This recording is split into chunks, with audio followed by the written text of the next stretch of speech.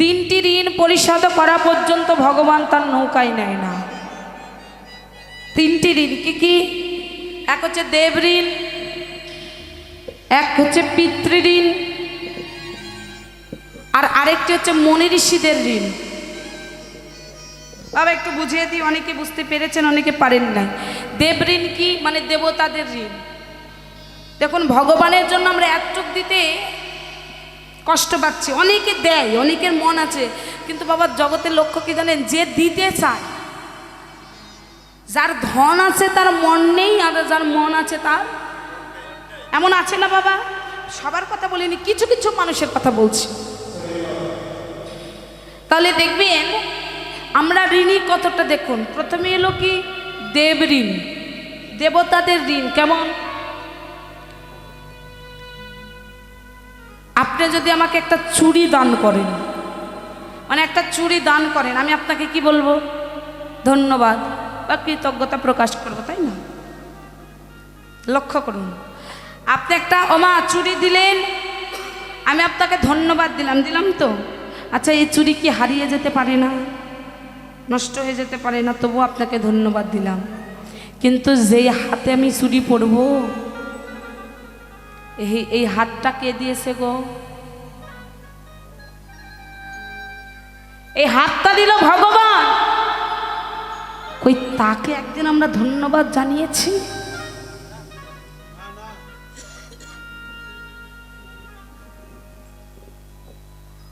দেখুন কত কি দিয়ে আপনাদের বোঝাই বলুন। একটা চশমাকেও যদি দান করে তাকে ধন্যবাদ দিই, কিন্তু যে অরিজিনাল চোখ নয়ন দান করলো, তাকে একদিন তো ধন্যবাদ জানালাম না। এই জাগতিক জগতে দেব ঋণ কেমন? যেমন এই যে সূর্যের আলো, এই যে এগুলো আলো কখনই শোভা পায়? রাত্রিবেলা শোভা পায়, কিন্তু সূর্যের সঙ্গে এগুলো আলো দেবেন, সূর্যের সঙ্গে এগুলোকে দেখাই যাবে না। তাহলে তাই সে সূর্যদেব আলো দিচ্ছে, অনায়াসে দিনের পর দিন আলো দিয়ে যাচ্ছে, তাদেরকে একদিন কৃতজ্ঞতা বোধ প্রকাশ পেলাম না। আপনি হাসপাতালে যাবেন, অক্সিজেন নিতে আপনার অর্থের প্রয়োজন হবে, কিন্তু যেই প্রভু আমাদের অনায়াসে অক্সিজেন দান করছে তাদেরকে ধন্যবাদ দিলাম না।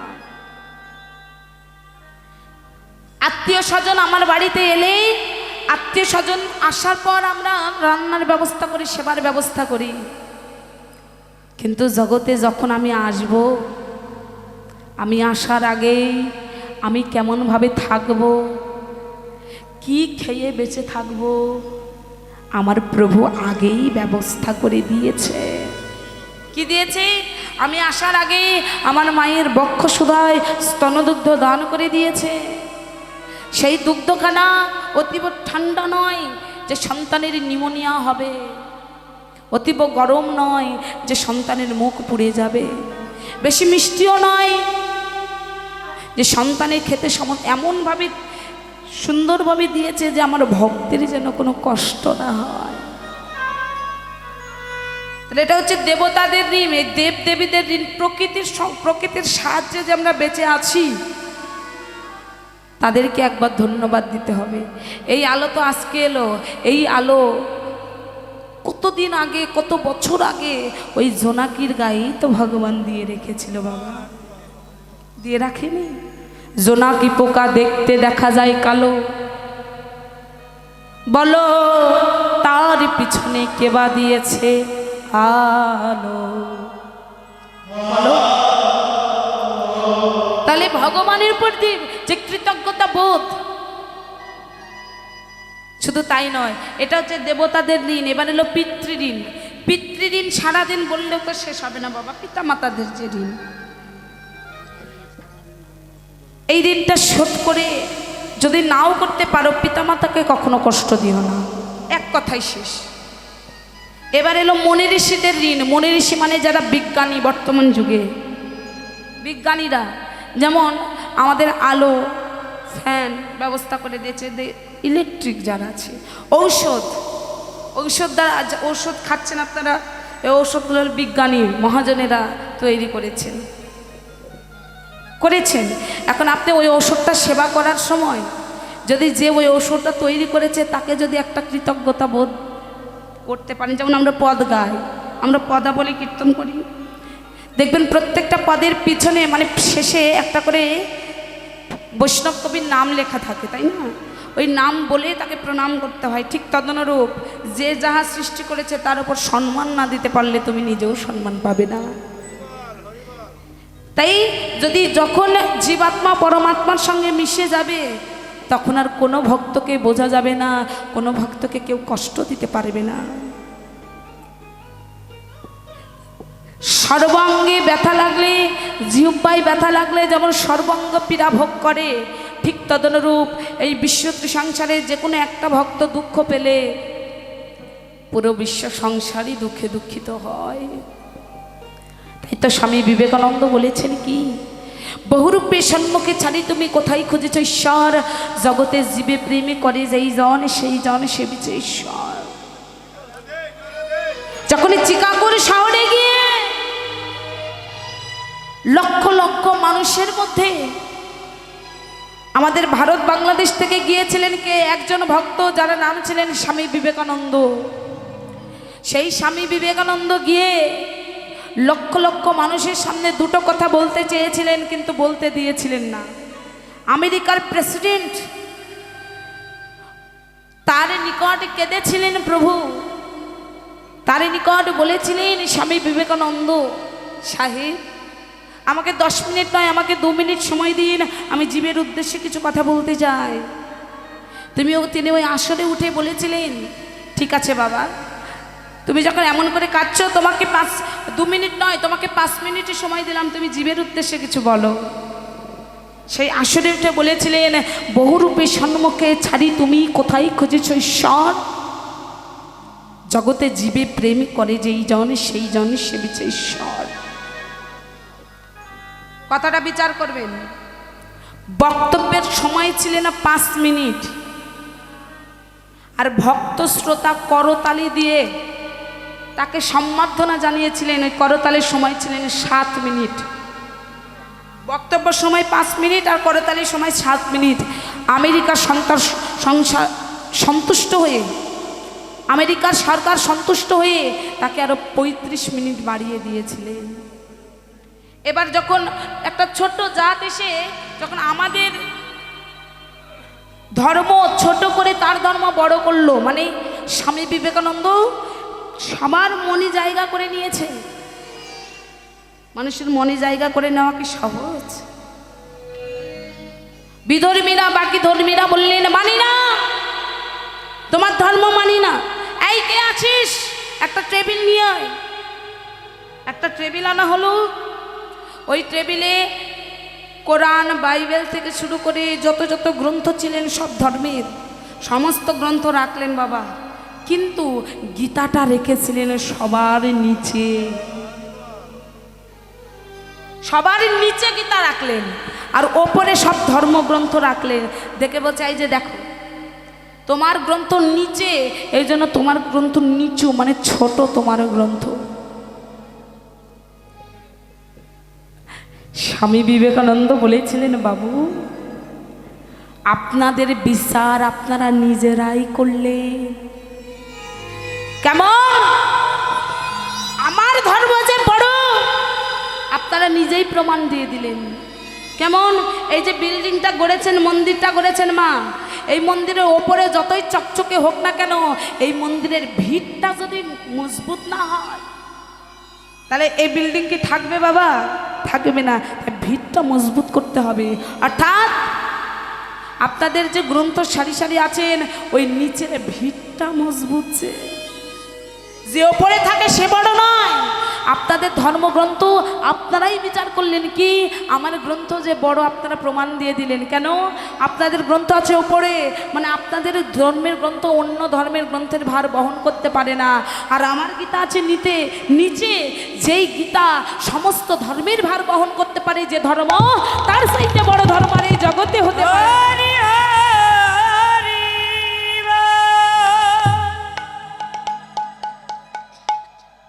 কিন্তু বাবা বর্তমান যুগে আমাদের দশা কি হয়েছে জানেন?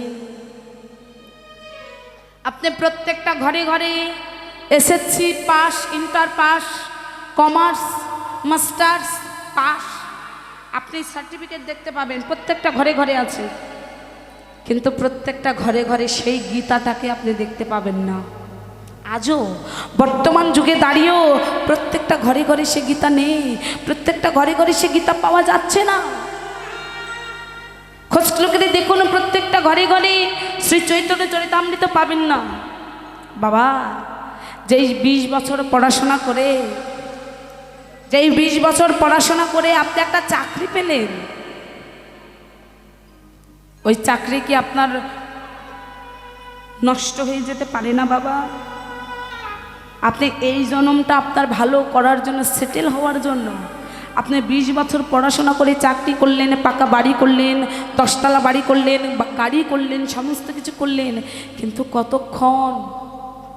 এই দেহে কৃষ্ণ আছে যতক্ষণ, এই দেহ থেকে যেদিন কৃষ্ণ চলে যাবে শ্বাস হয়ে, সেদিনে যতই থাকো 10 তলা, সঙ্গে সঙ্গে নামিয়ে দেবে তোমায় তুলসী তলা।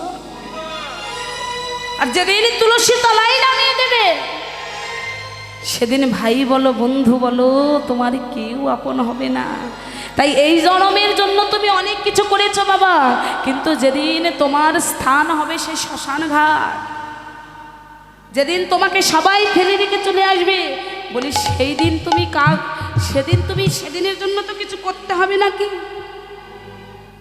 এতদিন যা করলাম সব বাবা মা ছেলে স্ত্রী পুত্র স্বামী পরিবার খেলো, কিন্তু আমি আমার জন্য তো কিছু করব নাকি? আমার জন্য কি করব? অন্য কিছু নয়। মানতে গেলে আপনার জানতে হবে, আর জানতে গেলে কিছু শাস্ত্র আদি পড়াশোনা করতে হবে, মানে শাস্ত্র পাঠ করতে হবে, গ্রন্থ পড়তে হবে, ভগবানের সেবায় লাগতে হবে, একাদশী তিলকমালা পড়তে হবে, প্রভুর চরণে অনুগত থাকতে হবে। কেননা আমার ঘরের ছেলে গৌর, আমি তাকে চিনলাম না। বিদেশিরা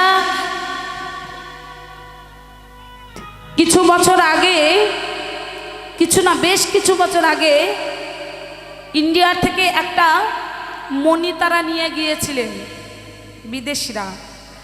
তা যখন ওই মণিটা সাজায় রাখে, ভারতবর্ষের মানুষটা দেখে দেখে বলে, হাই রে, আমাদের দেশের দামি বস্তুটা এরা নিয়ে এসে বসে আছে। হ্যাঁ, আমাদের দেশের ভালো দামি বস্তুটা এরা নিয়ে এসেছে। তো বাবা, সেই দিনও তারা দামি বস্তুটা চিনেছিল, আর আজকে এসে 2025 সালে এসেও তারাও ওই গৌরহরি মতো সেই দামি বস্তুটা চিনতে পেরেছে। তৎকালীন যুগে তারা মণিটা চিনতে পেরেছিল বলে ছিনিয়ে নিয়ে গেছে, আজকেও একটা দামি বস্তু ছিনিয়ে নিয়ে যাচ্ছে। সেটা কি? সেটা হচ্ছে আমার গৌরাঙ্গ মহাপ্রভু। তাদের প্যান্ট কোট পরিত্যাগ করে, ধুতি পাঞ্জাবি পরে, তিলক পরে, তুলসীর মালা পরে, যেই নারীরা কোনোদিন শাড়ি বলতে চিনত না, সেই নারীরা শাড়ি পরে ধুলাই গড়াগড়ি দিয়ে হরি বলতে পারে না, কৃষ্ণ বলতে পারে না, হরে কৃষ্ণ বলতে পারে না, হরে কৃষ্ণ বলে। হরি বল বলতে পারে না, বলে হারি বল। ওই হারি বল হরে কৃষ্ণ বলেও ওই নদিয়ার পথে পথে তারা ধুলাই গড়াগড়ি দিয়ে কৃষ্ণ।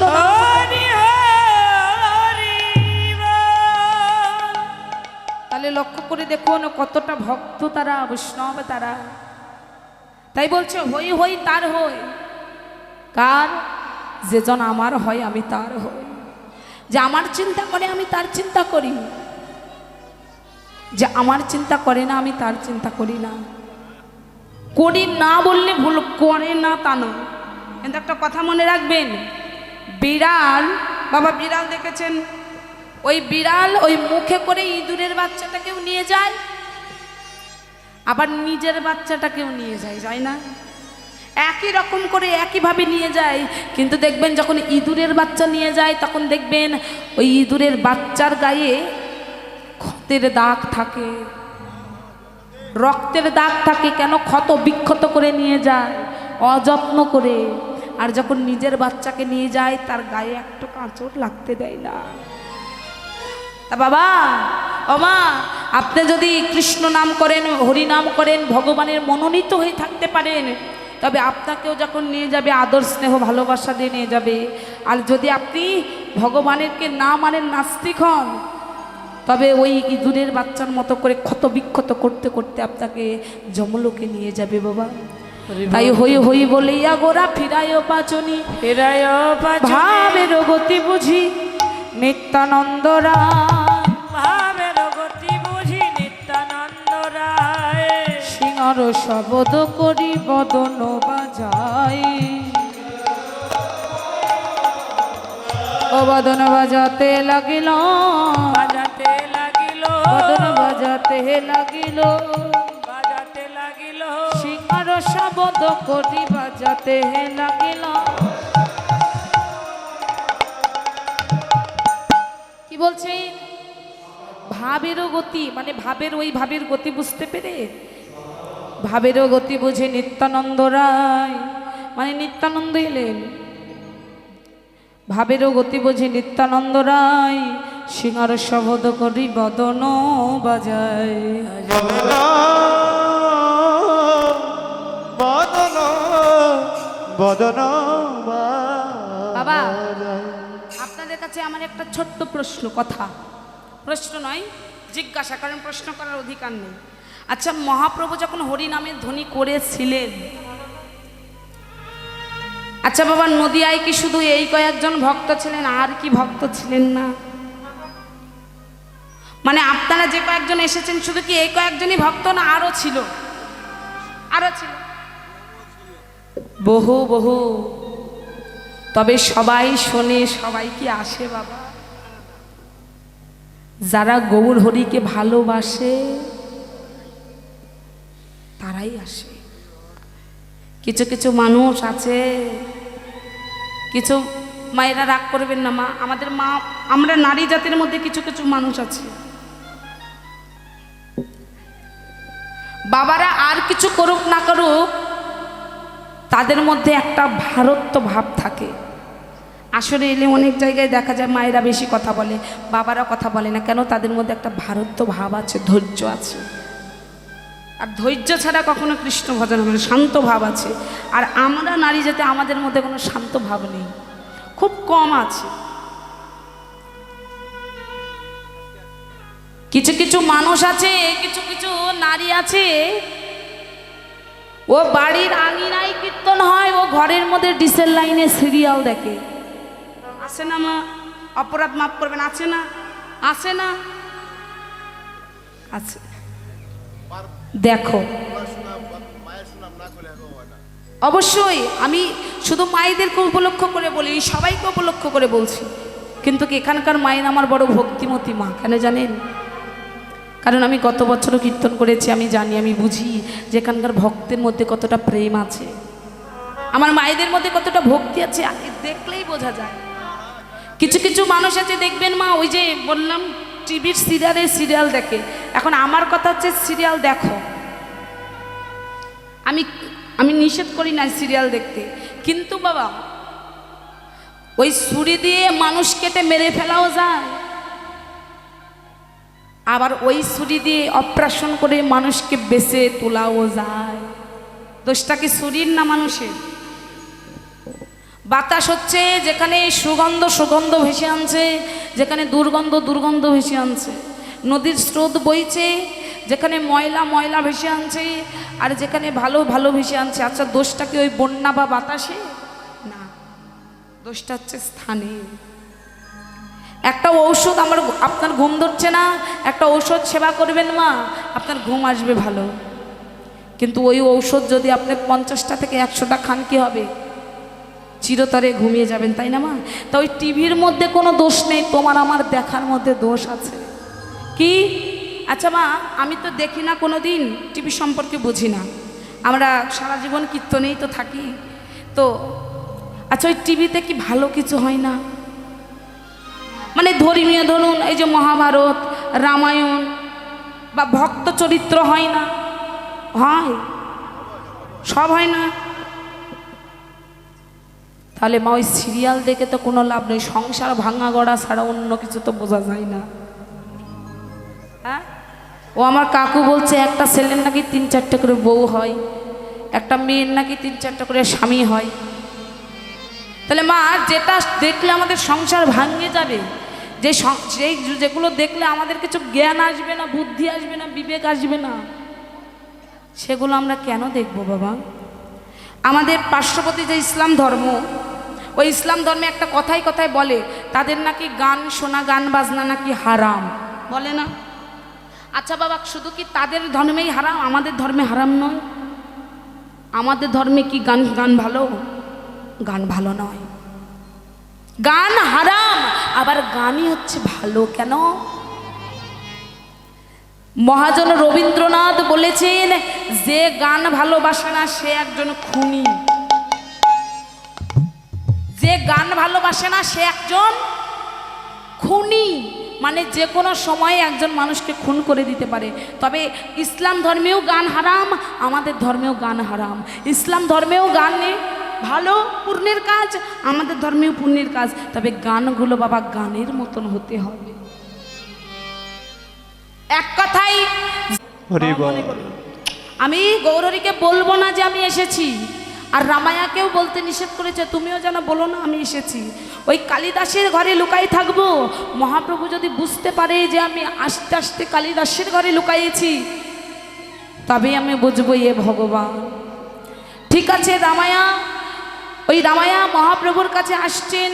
মহাপ্রভুর কাছে আসার আগেই সহচর ভক্তকে পাঠিয়ে দিলেন কালিদাসের ঘরে, যে যাও ওখানে আমার ভক্ত অদ্বৈত আছে, ওই অদ্বৈতকে নিয়ে এসো আমার আঙিনা মাঝে। সেখানে এসে বিষ্ণু কটাক্ষের ওপর দাঁড়িয়েছিলেন, আর অদ্বৈত আমার নয়নের জলে বক্ষ যুগল ভাসিয়ে কাঁদিয়ে কেঁদেছিলেন। তাই সেই অদ্বৈতের আরাধ্যের পাত্র হচ্ছে মহাপ্রভু। এবারে লোকে হরি বল। সর্বপ্রথম এলো রামায়া সুন্দরানন্দ, সঙ্গে নিত্যানন্দ। নিত্যানন্দ যিনি ছিলেন মহাপ্রভুর আরাধ্যের পাত্র। এই নিত্যানন্দ যখন ব্যাস পূজায় বসেছিলেন, অমিয় নিমাইচরিত গ্রন্থ বলছেন, ডক্টর শিশির কুমার ঘোষ বলছেন, যখন ব্যাস পূজায় বসেছিলেন বারবার বলছিলেন ওই ব্যাসের নাম স্মরণ করবার জন্য। শ্রীবাস বলছিলেন যে তুমি ব্যাসের নাম স্মরণ করে পুষ্প অর্পণ করো, তবে প্রভু তোমার মঙ্গল করবে। কিন্তু বারবার ওই নিত্যানন্দ খুঁজছিলেন কোথায় কোথায় গৌরাঙ্গ মহাপ্রভু। একটি ফুলের মালা হাতে দিয়ে শ্রীবাস বলেছিলেন, বলো নম বিষ্ণু ব্যাস দেবতাই নম। বলছে বলো। নিত্যানন্দ বলছে মানে আরে বাবা হু বললে হবে না, বলো নম বিষ্ণু এতে গন্ধপুষ্পে সচন্দন পুষ্পাঞ্জলি ব্যাস দেবতায় নম। নিত্যানন্দ আবারও বলছেন হ্যাঁ। আরে বাবা হ্যাঁ বললে তো হবে না। কিন্তু নিত্যানন্দের মনটা ওই ব্যাস পূজায় ছিলেন না। নিত্যানন্দের মনটা কোথায় ছিলেন জানেন? গৌরাঙ্গ মহাপ্রভু কিছুক্ষণ আগে হরিনাম করেছেন এখানে, কিন্তু এখন আর এখানে নাই। এই আঙ্গিনা মানে অপর আঙ্গিনায় চলে গেছে। মানে যে আঙ্গিনায় নিত্যানন্দ আছে এই আঙ্গিনার নাই, অন্য আঙ্গিনায় চলে গেছে। তার মনটা যেন ওই গৌরাঙ্গ মহাপ্রভুর কাছে গিয়ে পড়ে আছে। যদিও মল্ল হাতে দিয়েছে, কিন্তু তার ব্যাস পূজায় মন নাই, যেন ওই মল্লখানা মালাখানা গৌরাঙ্গ মহাপ্রভুকে পরিয়ে দেবে। সঙ্গে সঙ্গে শ্রীবাস ডেকে বললেন, গৌরহরি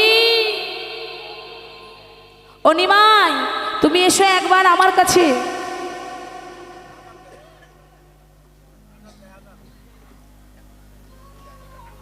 এই সাউন্ডটা দেন একবারে, তাই বলে বন্ধ। একটু একটু সাউন্ড দেন, একটু অল্প একটু হলেও দেন। হ্যাঁ হরি বল, জরাধি শুনতে পাচ্ছেন? বাহ। এখন যখন গৌরাঙ্গ মহাপ্রভুকে শ্রীবাস ডাক দিলেন যে গৌরহরি, তোমার নিতাই তোমাকে ছাড়া আর অন্য কিছু বুঝছে না, অতএব তুমি একবার এসো। এবার ওই ব্যাস পূজা না করে ওই মালাখানা গৌরাঙ্গের মহাপ্রভুর গলাই যেন পরিয়ে দিয়েছে। এটাই হচ্ছে নিত্যানন্দকে নিত্যযোগ আনন্দ, সেই হচ্ছে আমার নিত্যানন্দ। তাই সবাই মিলে বাহু তুলে নৃত্য শুরু করতে লাগলেন। হরি বল। আর রামানন্দকে যেজন রমণে রমণে দয়ানন্দ, সে হচ্ছে রামানন্দ। আর নিত্যানন্দকে যেজন নিতই নিতই দয়ানন্দ। দাদা আর একটু একটু সাউন্ডটা একটু বাড়ান, বাইরে তো যাচ্ছে না, মেন ভোকালটা একটু বাড়ান। হ্যাঁ, বেশি এমনি দূরে যাচ্ছে না, আমরা বাইরে থেকে শুনছি তো। এবার সবাই মিলে একসঙ্গে বাহু তুলে নৃত্য শুরু করতে লাগলেন। বাহু তুলি সবাই, গোরা চাদর করে হরির ধ্বনি গো, করে হরির ধ্বনি। ওরে বাহু তুলে গোরা চাদর, বাহু তুলে করে হরির ধ্বনি গো, করে হরির ধ্বনি। বাহু তুলি গোরা চাদর করে হরির ধ্বনি রে, করে হরির ধ্বনি।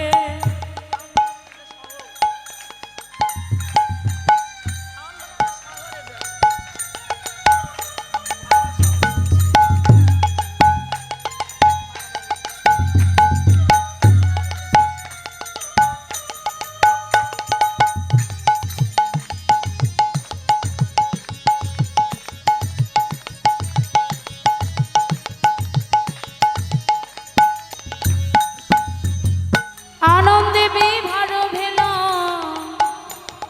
নদিয়া রমণী,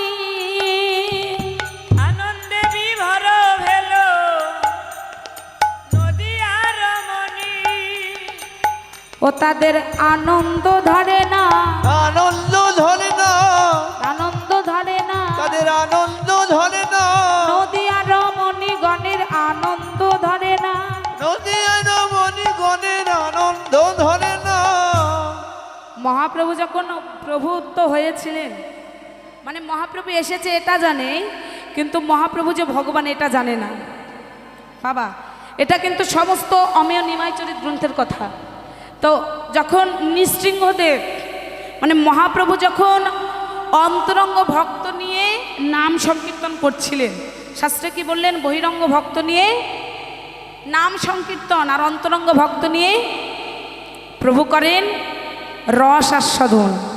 তো যখন অন্তরঙ্গ 3.5 জন ভক্ত, কি রাই রামানন্দ, স্বরূপ দামোদর, শিখি মাইতি, আর শিখি মাইতির একজন বোন ছিলেন যার নাম ছিলেন মাধবী দেবী।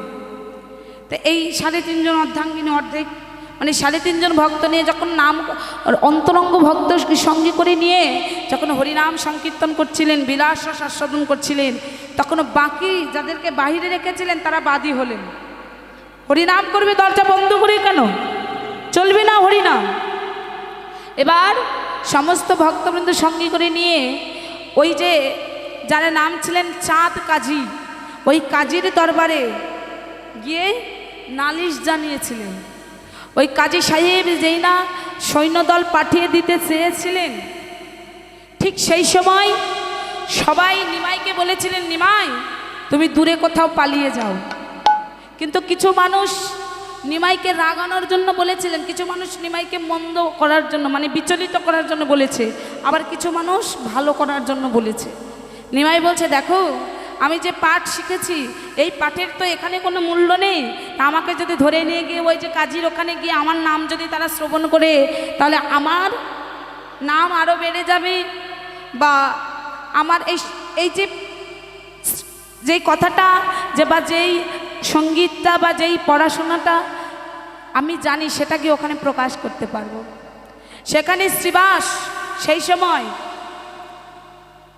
শ্রীবাস আমার নৃসিংহদেবকে স্মরণ করে, ওই শ্রীবাস নৃসিংহদেবকে স্মরণ করে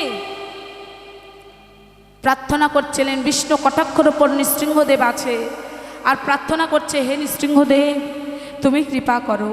কিন্তু বাবা একটু লক্ষ্য করবেন, শ্রীবাসের ঠাকুর ঘর এবং ঘর ছিলেন তালের বেড়া দেওয়া ঘর। দেখেছেন তালের বেড়া দেওয়া, বা যেটাই বলুন একটা নড়ি বা যেটাই হোক বেড়া দেওয়া ঘর। তা বেড়া দেওয়া ঘরে কি থাকে? একটু করে ছিদ্র থাকে না? সমস্ত কিছু কি এক থাকে? একটু একটু ছিদ্র ছিদ্র থাকে, তাই না? বেড়ার ঘর যাকে বলে, সিংটি দিয়ে বেড়া বলুন বা যেটা দিয়েই বলুন, ওই যে অনেকে আছে ওই যে বুন, চেনেন না বুন? বুন দিয়ে বেড়া দেয়, আছে না? তাহলে বেড়া দিলে কি হয়, একটু একটু ছিদ্র থেকেই যায়, তাই না?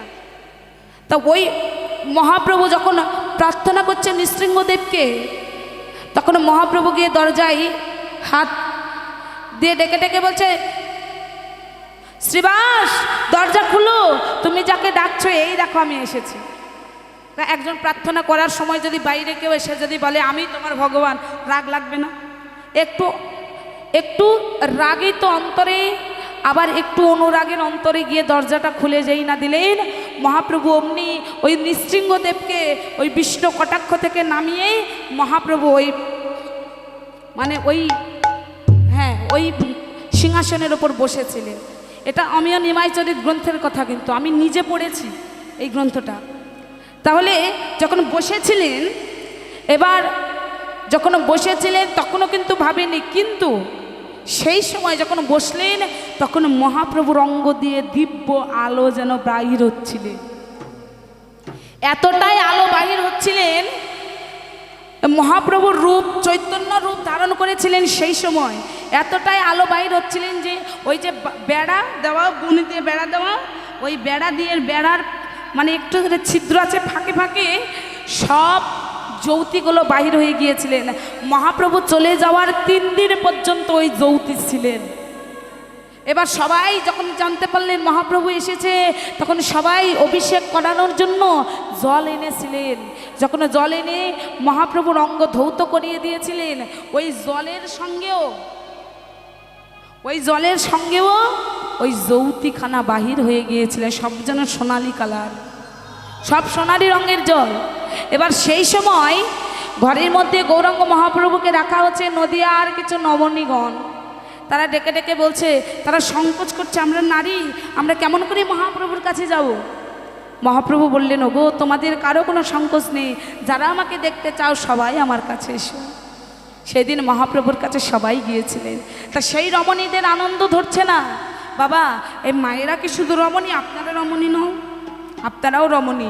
তা আপনারা হচ্ছেন ভাব রমণী, আর মায়েরা হলেন শুধু রমণী। শাস্ত্রে বললেন, প্রকৃতি হইয়া করে প্রকৃতির সঙ্গ, দিনে দিনে বাড়ে তার প্রেমেরও তরঙ্গ। প্রকৃতি হইয়া করে প্রকৃতির সম্ভাষণ, মহাপ্রভু না হেরেন তাহারও বদন। রাধে রাধে, সবাই মিলে দুটি বাহু তুলে বৃন্দাবনে যাব। রাধে রাধে। গিরিধরি লাল নাচে শ্যাম গোপাল, রাধা রমণী নাচে, সবাই বাহু তুলে দিয়ে তালে তাল, সবাই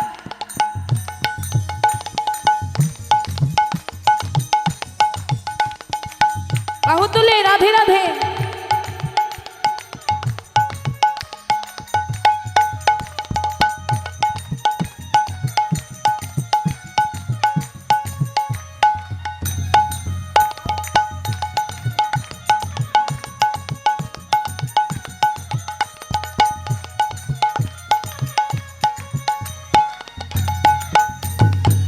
গিরিধারী লাল নাচে শ্যাম গোপাল, রাধা রমন নাচে দিয়ে তালে তাল। গিরিধারী লাল নাচে শ্যাম গোপাল, রাধা নমন নাচে দিয়ে করতাল। আমার নাচে রে ও নাচে নন্দ গোপাল, আমার নাচে রে ও নাচে নন্দ গোপাল।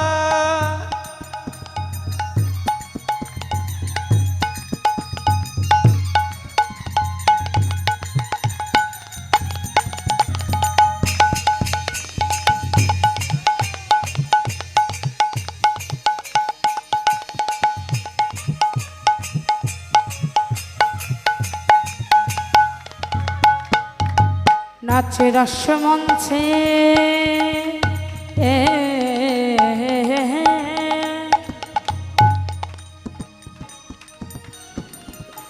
শ্যাম পিয়ারি,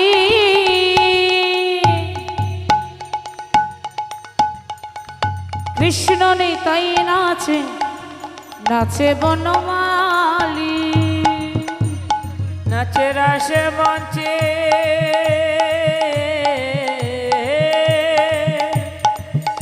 শ্যাম পিয়ারি,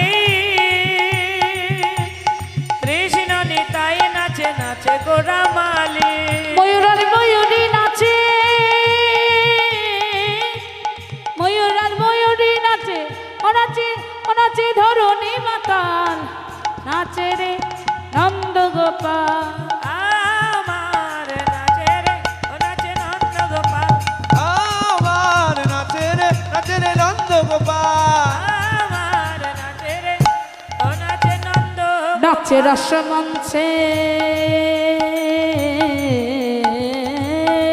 হরিব যত ব্রজবালা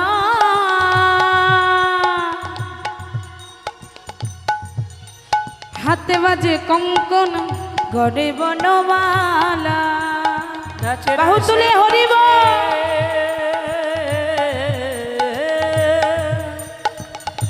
যত ব্রজবালা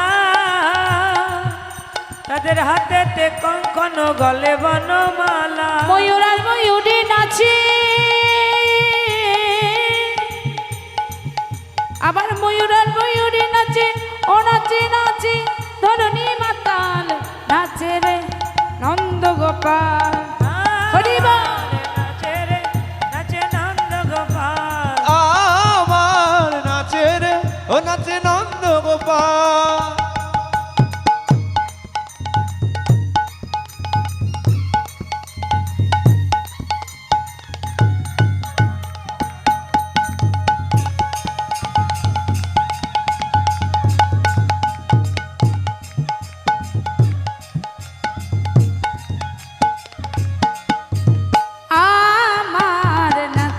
আমার নাচে রে নন্দ গোপাল আমার নাচে রে নাচে নন্দ গোপাল আমার নাচে রে ও নাচে নন্দ গোপাল আমার নাচে রে ও নাচে নন্দ গোপাল জয় জয় রাধা রানী কি জয় আচ্ছা আপনারাই বলুন জয়টা কি হলো হ্যাঁ অবশ্যই আবার দিব মানে আরেকটা চান্স খুঁজছেন আরেকটা চান্স দেব এবার চান্স দিলে টাকা লাগবে টাকা দাও চান্স দিলে টাকা দিবেন না হরিবল করি না দক্ষিণার আশা শুধু চাই আপনাদের ভালোবাসা এই ভালোবাসা দিন তাহলে চলবে সবাই মিলে জোরে করে ধ্বনি দেব রাধে রাধে রাধা রানী কি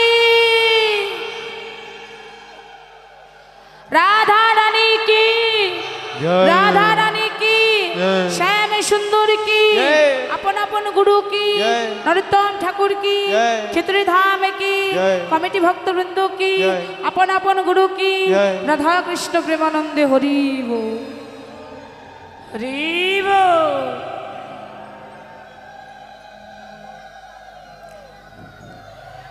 মধুময়ী শ্রীধাম বৃন্দাবন ধামে বৃন্দাবন ধামে শ্রীধামে সুদাম দাম বসুদাম বসুদা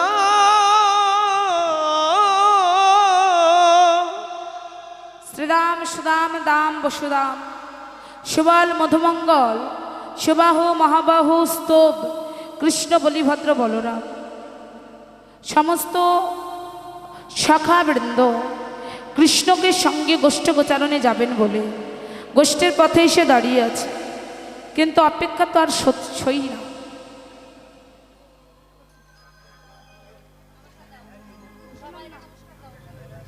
হরে বল এক কৃষ্ণ ভক্ত দাদা কৃষ্ণপ্রেমে আকুল হয়ে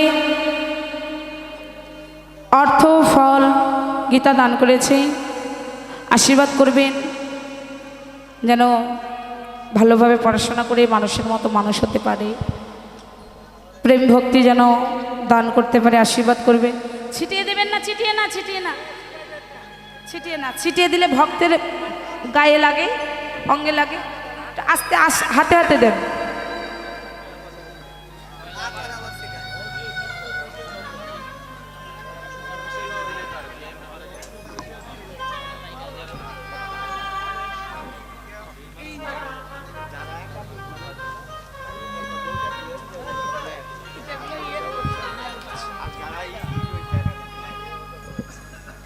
হরি বল যারা একাদশী আছেন তাদের ব্যবস্থা আমার কমিটি ভক্তবৃন্দ করেছেন আপনারা সেখানে গিয়েই বসবেন এবং প্রসাদ পাবেন। আর যারা একাদশী নেই তাদেরও ব্যবস্থা আছে, আপনারা সবাই প্রসাদ পাবেন। রাধে রাধে, হরি বল। তো এবার শ্রীরাম সুদাম সমস্ত সখাগণ একত্রে মিশ্রিত হয়ে যখন গোষ্ঠ গোচারণের পথে এসে দাঁড়িয়ে আছে, কিন্তু কানাই এখনো আসছে না। কানাইকে না আসা দর্শন করে শ্রীরাম সুদাম শ্রীরামকে বলছে, শ্রীরাম রে, আমার এক কৃষ্ণ ভক্ত বাবা, অনেক একটা ভালোবাসার মানুষ, কৃষ্ণপ্রেমে আকুল হয়ে অর্থদান করেছেন। এখানে যারা এসেছেন সবাই অনেকেই আমার পরিচিত, অনেকেই আমার প্রাণপ্রিয় ভক্ত। সবাইকে আশীর্বাদ করবেন, কারণ এগুলো সঙ্গ তো সবসময় মেলে না, বড় ভাগ্যগুণে পাওয়া যায়। আশীর্বাদ করবেন, এই সঙ্গ যেন আবার আমরা পাই। আশীর্বাদ করবেন সবাইকে।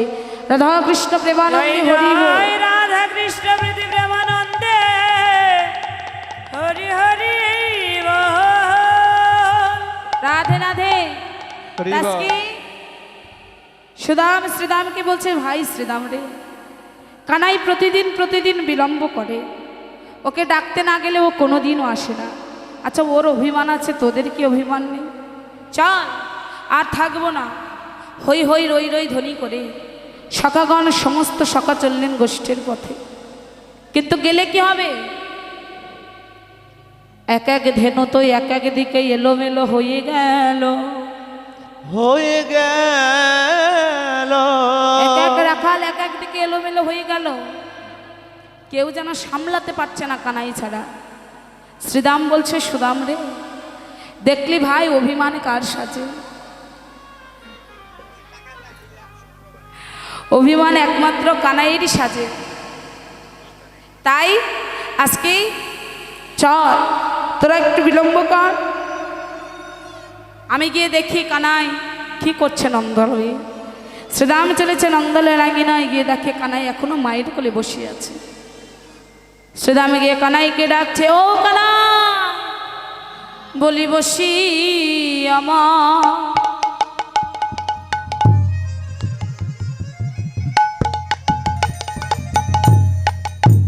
ও মায়ের কোলে,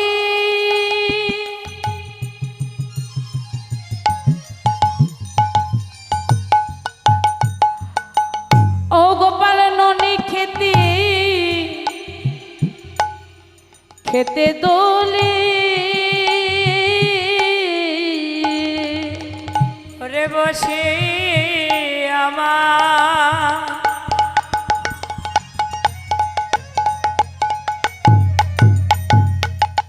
মায়ের কোলে,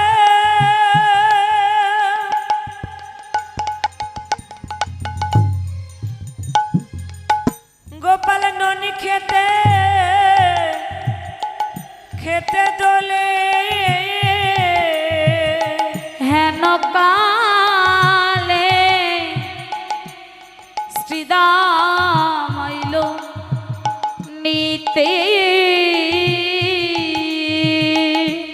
ওরে হেন কালে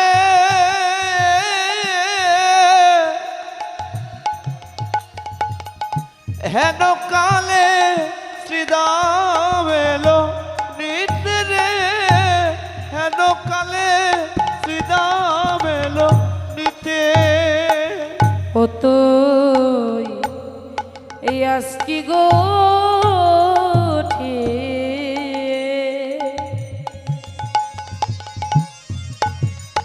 হরি বল। গোঠে যাবে না ও ভাই শ্রীদাম রে,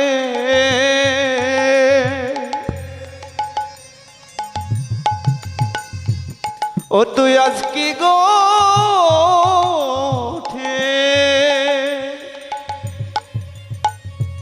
ওরে যাবি না ভাই, আহা গোঠের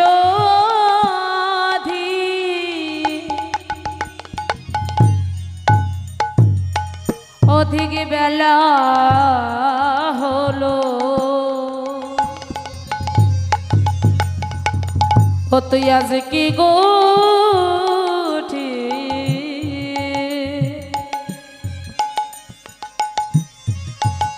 যাবে না ওই দেখি গোটের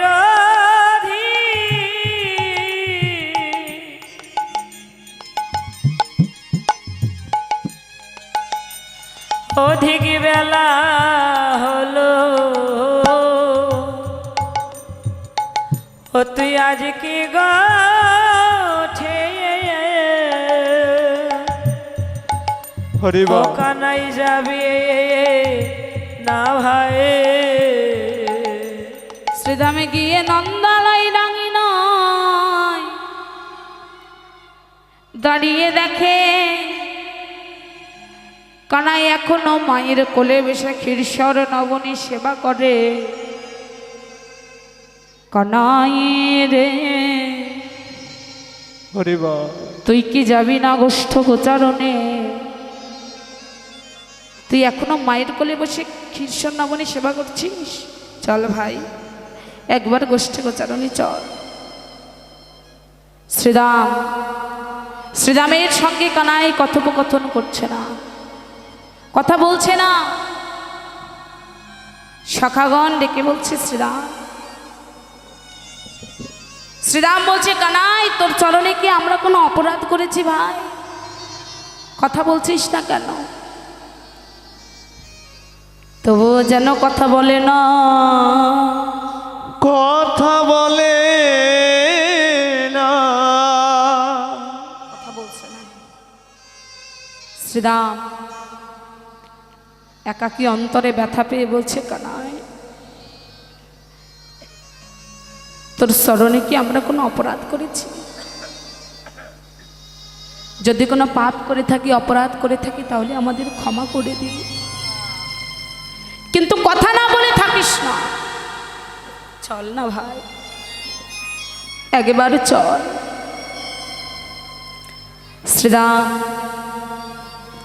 যেই না কথোপকথন করছে না, কথা বলছে না, সখাগণ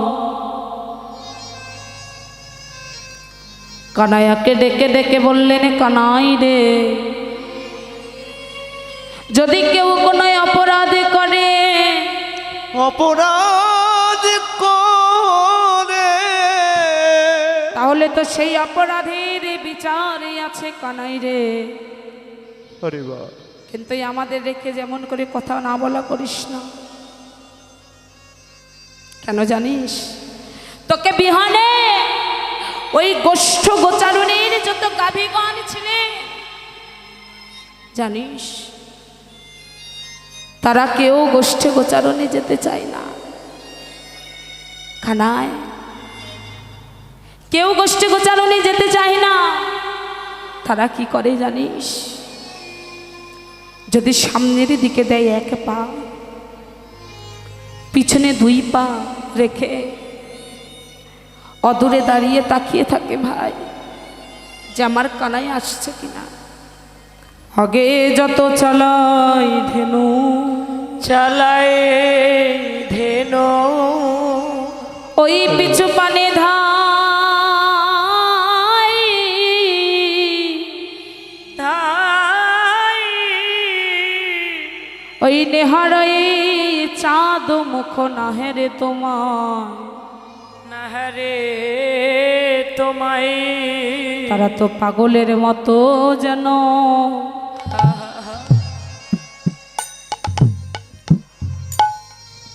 ঘুরে বেড়া। ও তারা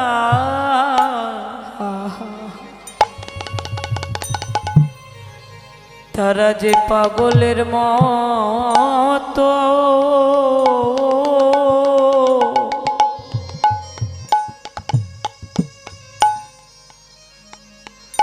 ঘুরে বেড়ায় ওই মনিহারা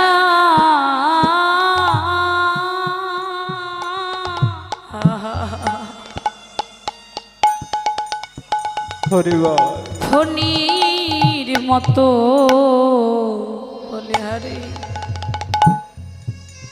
তারা পাগলের মতো তারা ওরে ঘুরে বেড়া ও তারা মনিহারা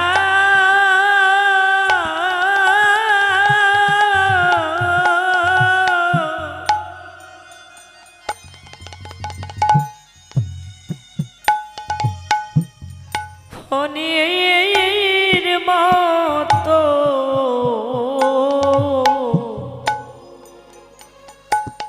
ও তারা যে পাগলের মতো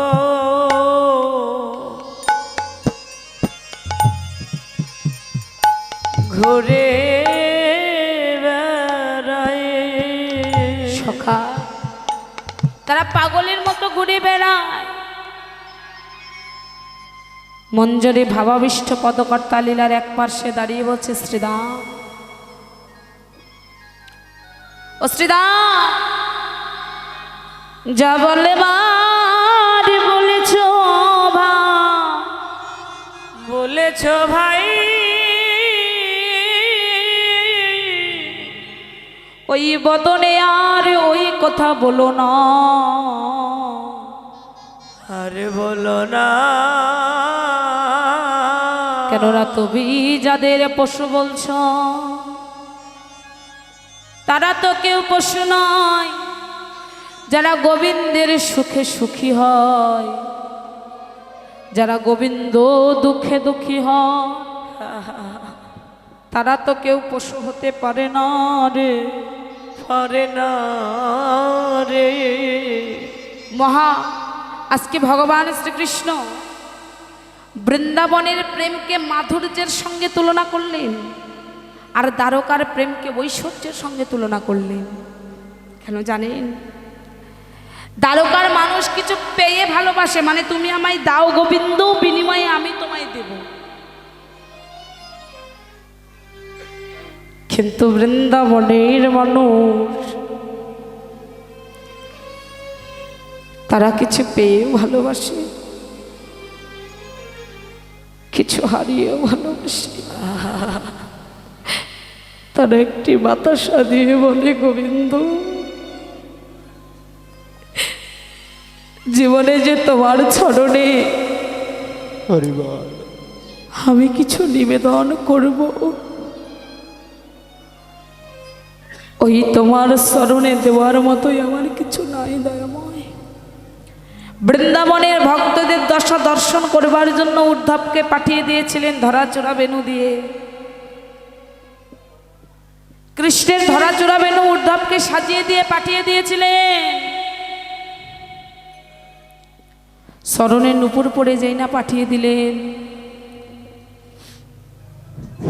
উপস্থিত কৃষ্ণ ভক্ত, গৌর ভক্ত, সাধুগুরু বৈষ্ণবজন, আজকে এই পাঁচকলার কালী মাতা পূজার উপলক্ষে যেই কৃষ্ণ নাম শুনতেছেন, শ্রবণ করতেছেন, তদ উপলক্ষে পাঁচকলা এই উৎসব কমিটির সভাপতি শ্রীযুক্তবাবু গৌরাঙ্গ সরকার এই শিল্পীর গান তার ভঙ্গিতে সন্তুষ্ট হয়েছে, তার মনোপাত, তাই তাকে 500 টাকা করিলেন প্রদান।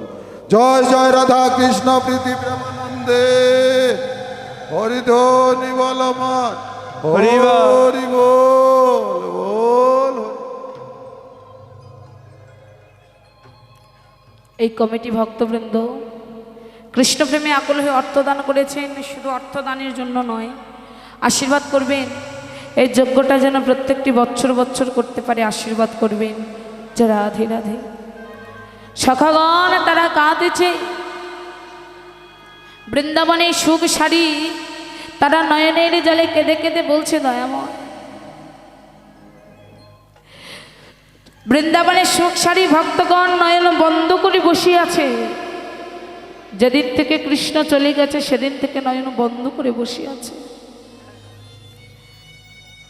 সুখ সারিকে বলছে, সারি গো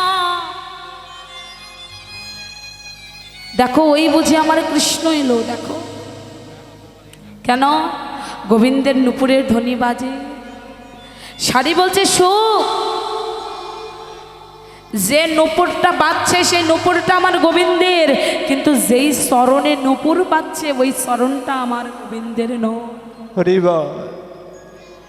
ব্রজগোপীরা যদি একটু সেবা রান্না ভালো হয়, তারা ডেকে ডেকে বলে, প্রভু গো, আজকে গোবিন্দ সেবা বুঝি ভালো হবে। এতটাই ছিলেন বৃন্দাবনী ভক্তের ভালোবাসা।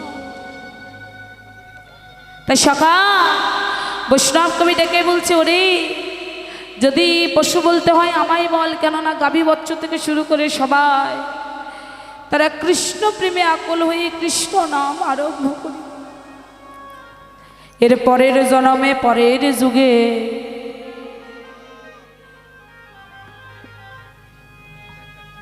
আমার ভক্তির গুণের নয়,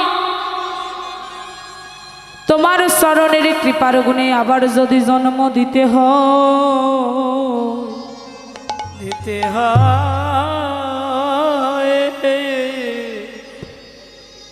হরিবা আবার বাবাকে আশীর্বাদ করবে। দু ভাই যেন সবাইকে, এই দু ভাই যেন কৃষ্ণ ভক্ত হতে পারে। ভবনদীর কাণ্ডারি যেন প্রভু তাদেরকে হাত ধরে ধরে পার করে দেয়, আশীর্বাদ করবে। সকালে শুধু এ জন্মে নয়, প্রত্যেকটি জন্মে জন্মে যদি আবার জন্ম নিতে হয়, তাহলে বৃন্দাবনের যারু গুমল লতাকুলে জন্ম দিস। সেদিন বৈষ্ণবেরা যখন যাবে, বৈষ্ণবের চরণের ধুলি অঙ্গে পাব। শুধু তাই নয়, যে কুলে জন্ম দিস না কেন, সে কুলে জন্ম নিয়ে সকাল সকালে সাধুগুরু বৈষ্ণবের বাজারে এসে ওই ভক্তের চরণ দুখানা হৃদয়ে জড়াইয়ে ধরে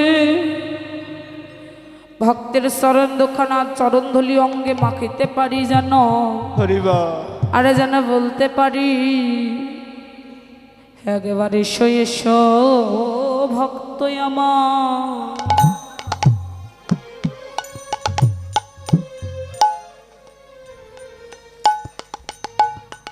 আমার হৃদয়ে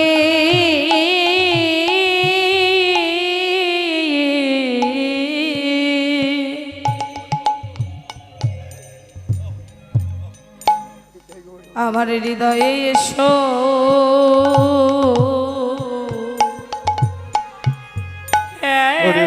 দেখিবা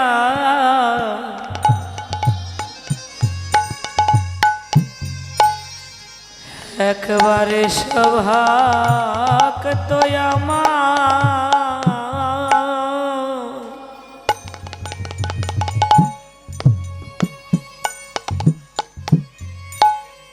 আমার হৃদয়ে এসো, একবারে এসো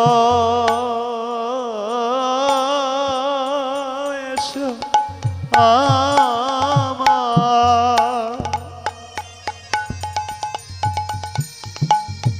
ওরে আমার হৃদয়ে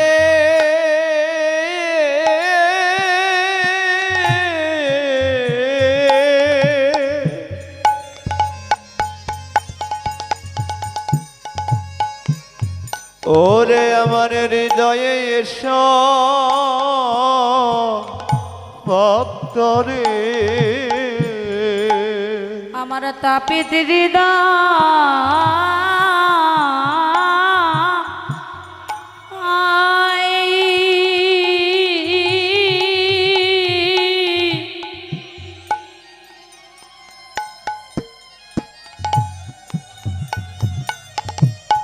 আমি শীতল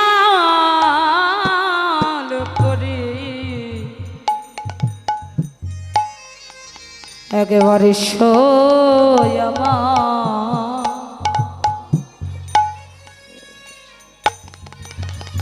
আমার হৃদয়ে এসো, ওই আমরা তাপিত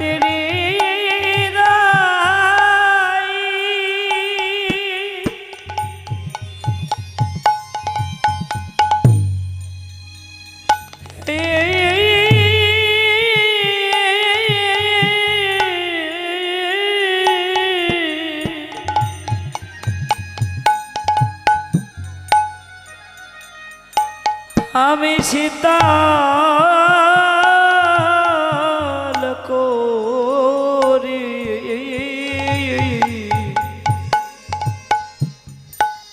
একেবারে ভক্ত আমার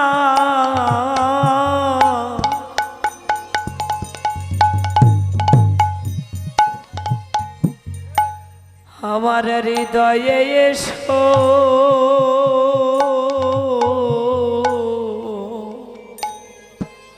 ওরে আমার তাপিতে পনা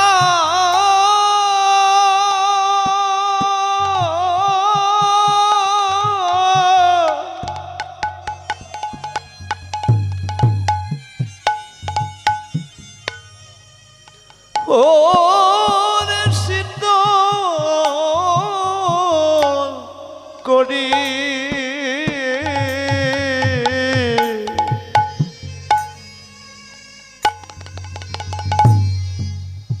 ওরে এসো এসো ভক্ত ওরে আমার মুখে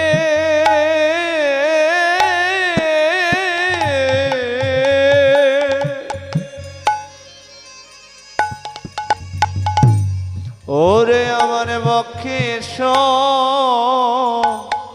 ভক্ত রে আমাদের এমন দিন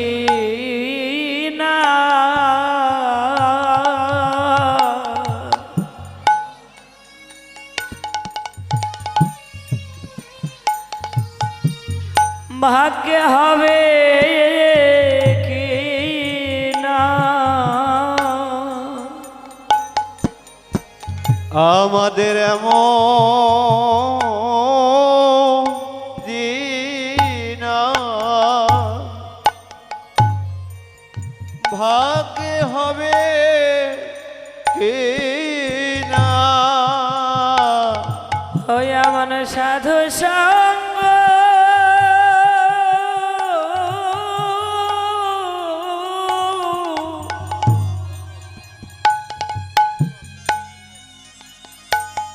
হরে বৈষ্ণব সঙ্গ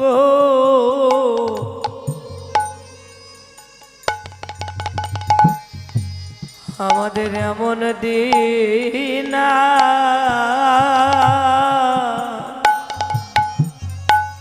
হরিবল ভাগ্যে হবে কি না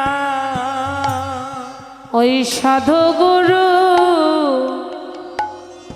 ও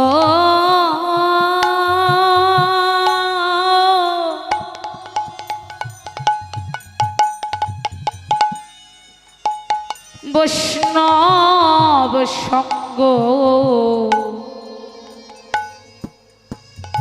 আমাদের এমন দিন হয় কি ওই না সাধু গুরু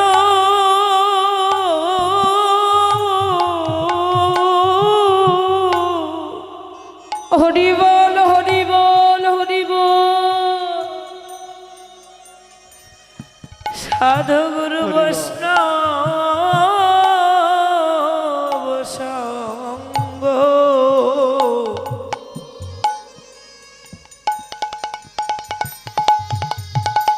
আমাদের এমন দিন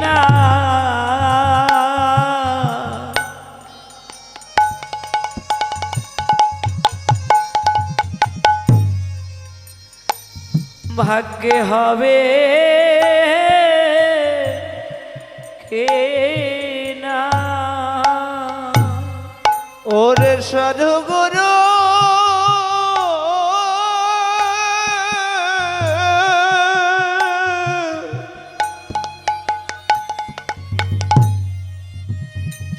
ওরে বৈষ্ণব সঙ্গ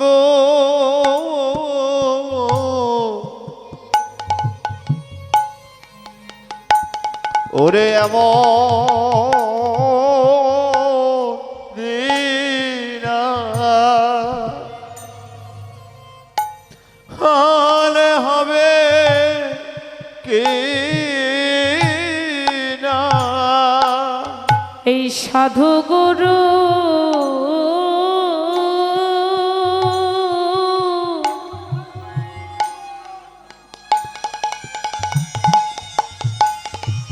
বৈষ্ণব সঙ্গ হরি বল।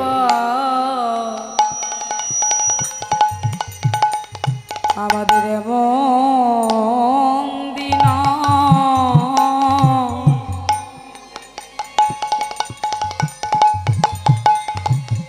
ও ভাগ্যে হবে কিনা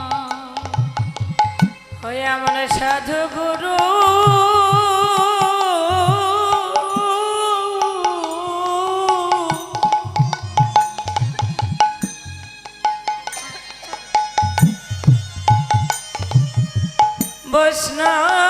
বৈষ্ণব সঙ্গ এমন দিনা হবে কিনা ওরে সাধু গুরু বৈষ্ণব সঙ্গ, এমন দিনার হবে কিনা ওরে সাধু গুরু বৈষ্ণব আহা সঙ্গ। বলো হরি বল হরি বলে সাধু গুরু বৈষ্ণব সঙ্গ আহা বল হরি বল হরি বলে সাধু গুরু বৈষ্ণব সঙ্গ আমাদের এমন দিনা